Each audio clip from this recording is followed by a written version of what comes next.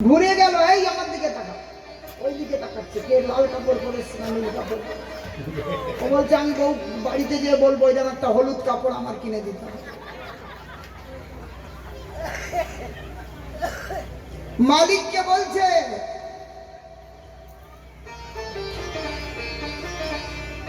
মালিক চাকরি করতে যায়, তাই তো টাকা আসে, আমি খাই তুই খাস, তোকে বেতন দেয়।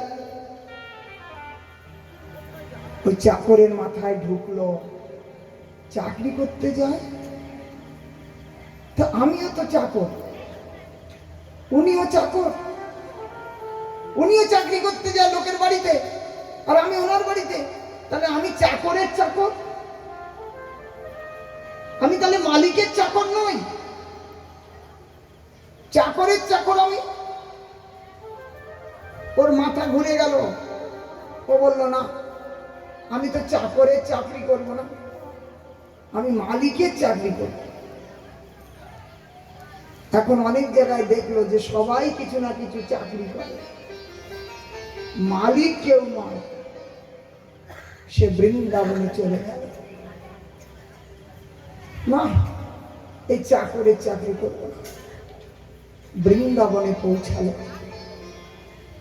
আপনারা অনেকেই গেছেন বৃন্দাবনে নিশ্চয়, হাত তুলুন কে কে গেছেন। এই তো কিছু লোক গেছেন, অনেকে যান না। যাবেন শ্রীধাম বৃন্দাবন, মানব দেহ লাভ করে সেই বৃন্দাবন নবদ্বীপ জগন্নাথপুরী যারা দর্শন করলেন না, সত্যি জীবন অধুরা থেকে যাবে। ভক্ত সেই বৃন্দাবনে পৌঁছালেন। বৃন্দাবনে গোবিন্দ গোপীনাথ মদন মোহন শ্যাম সুন্দর দামোদর রাধা রমণ গোকুলানন্দ বাকে বিহারী আদি বহু বহু সুরম্য গগনচুম্বী মন্দির, তার বড় আনন্দ হল। নিত্য সেখানে ভগবানের বিবিধ প্রকার সেবা, লক্ষ লক্ষ লোক ভগবানকে নিয়ে আনন্দ করছে। আজ তার বড় আনন্দ হল। আজ তার নাম হলো বিহারী। বিহারী করল কি, ওই বাকে বিহারীর মন্দিরের বারান্দায় শুয়ে আছে। ওইখানে ভক্তরা আসে, মেঘে এক দুদিন খাইলো, ওতেই আনন্দে আছে। এখন ওখানকার কমিটির নজর পড়লো যে একটা হিষ্টপুষ্ট লোক কিছু করে না, পড়ে থাকে কান্ডাই, তুই কিছু করিস না, এখানে কি করছিস?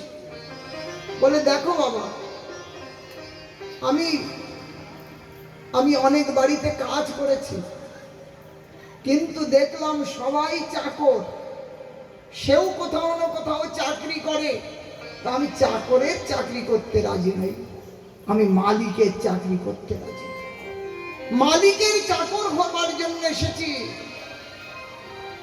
বলে মালিকের? বলে ওই দেখ মন্দিরে বসে আছেন, উনি হলেন এই জগতের মালিক, তিনি মালিক, ওই তার চাকরি কর। বলে পেলেই তো আনন্দ। বলে দেখ ওই মালিকের চাকরি করবি? বলে হ্যাঁ আমি তো তাই এসেছি।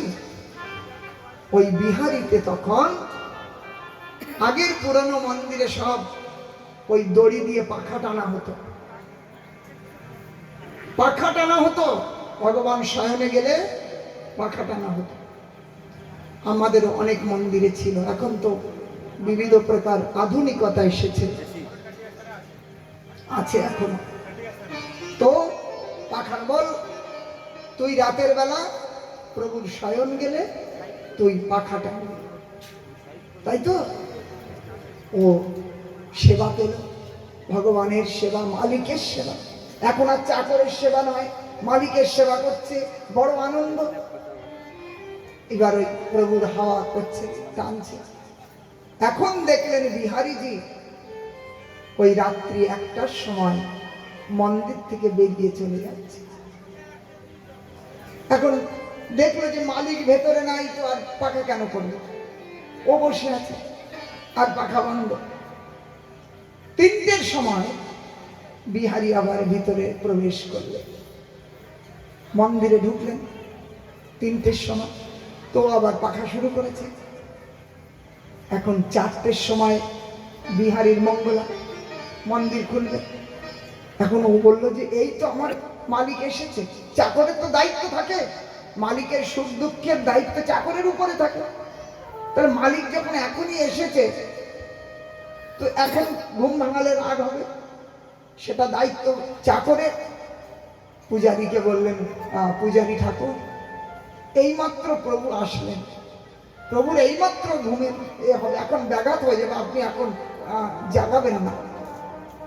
চিরচরিত প্রথা, 4টের সময় ঠাকুরকে জাগাতে হয়। আর এই কালকে এসেছে এই চাকরটা, এর কথায় এই প্রথা বন্ধ হয়ে যাবে। চুপ বসে গেল। একেবারে ঠাকুরকে জাগালেন নিত্য যেমন করে, এমনি করে 1 দিন 2 দিন 3 দিন বারবার ওই পূজারীকে প্রার্থনা করেন চাকর বিহারী, কিন্তু শোনে না, মানে না। একদিন বিহারী মানে পাকে বিহারী পূজারীকে বলল, এই আমার সেবক যেটা বলছে সত্য বলছে, আমাকে একটু দেরিতে জাগাও, দেরিতে জাগাও। পূজারী চমকে উঠলে। পূজারী এসে ওই সেবককে জিজ্ঞাসা করছে, এই তুই কি দেখেছিস যে আমাকে বারবার বলিস দেরিতে?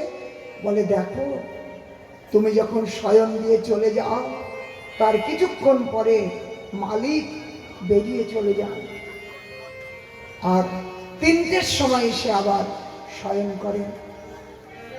বলে, তুই দেখেছিস? বলে, হ্যাঁ আমি দেখেছি, আমি কথাও বলেছি। বলেছে, দেখ 3টের সময় আসবো। 3টের সময় তো এসে শয়ন। ভক্ত অষ্টপ্রহর কাল শুনেছেন? অষ্টপ্রহর, অষ্টপ্রহর অষ্টকালীন ভজন। মা যশোদা কৃষ্ণকে ওই প্রথম প্রহর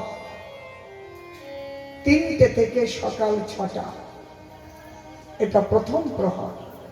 সেই সময় ঠাকুরকে জাগানো, গোপালকে বিবিধ প্রকার বাল্য সেবা আদি এ সমস্ত করানো। 6টা থেকে 9টা দ্বিতীয় প্রহর গোচারণের সময়।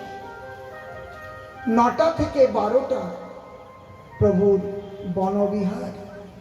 12টা থেকে 3টে, এক প্রহর কাল। 3টে থেকে 6টা প্রভুর গোষ্ঠে আগমন, আর সন্ধ্যে 6টা থেকে 9টার মধ্যে প্রভুর রাত্রিকালীন সেবা অন্তে শয়ন। এই সন্ধ্যা 6টা থেকে 9টা এই পর্যন্ত মা যশোদার সেবা। মা যশোদা কৃষ্ণকে শয়ন করালেন। কীর্তিদা সুন্দরী রাধারানীর মা, তিনি রাধারানীকে শয়ন করালেন ওই 9টা অবধি। এরপরে ওই 9টা থেকে না রাধা না কৃষ্ণ ওই নন্দ ভবনে বা কীর্তিদার বাড়িতে থাকে। এরপরে নিকুঞ্জ লীলা। 9টার পর থেকে 9টা থেকে 12টা, 12টা থেকে 3টে, এই 2 প্রহর কাল নিকুঞ্জ লীলা। সেই নিকুঞ্জ লীলাতে সখ্য, বাৎসল্য, দাস্য এই সমস্ত সেবা সেবকের অধিকার নাই। সেখানে কেবলমাত্র মধুর রসের সেবকের অধিকার। তাহলে ওই 9টায় শয়ন দিলেন। 9টার পর থেকে 3টে পর্যন্ত নিকুঞ্জ লীলা, সেখানে প্রভুর অবস্থা। অতএব এই সেবক নিত্য প্রভুকে যেতে দেখেন, তাই প্রার্থনা করলেন পূজারীকে। পূজারী যখন ভগবানের আদেশ পেলেন, ওই সেবককে জিজ্ঞাসা করলেন, সম্পূর্ণ বর্ণন সঠিক হলো। আজ বিহারীকে আলিঙ্গন করলেন।